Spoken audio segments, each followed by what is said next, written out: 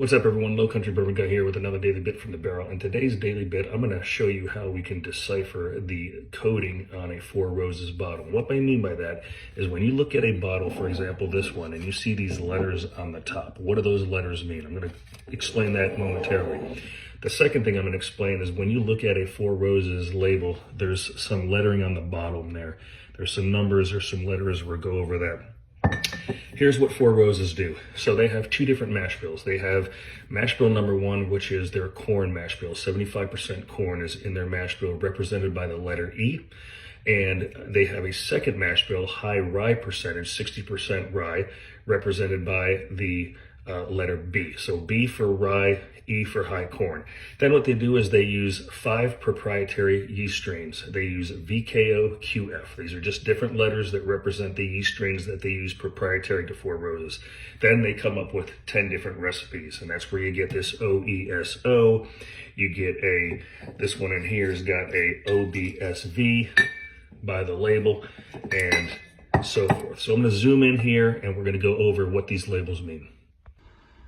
Okay, so looking at these two bottles, let's talk about the lettering on the bottom left of the first bottle. You see it as OBSV, and on the top right up there towards the cork, OESO, and what these letters mean.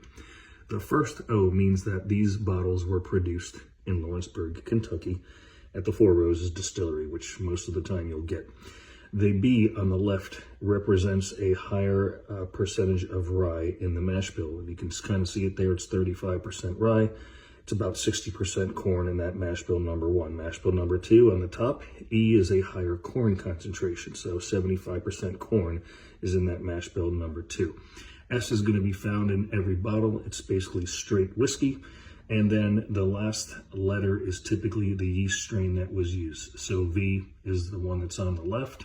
The one on the right is O. They're very similar, though if you look up the description, I'm going to try to post one here. It's like a vanilla, light caramel, full body taste. Each yeast strain is different. 2 mash bills, 5 yeast strains, 10 recipes.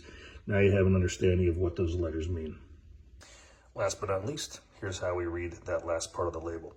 We always take that alcohol percentage, we multiply it by 2, that gives us our proof, so 117.4 for this one.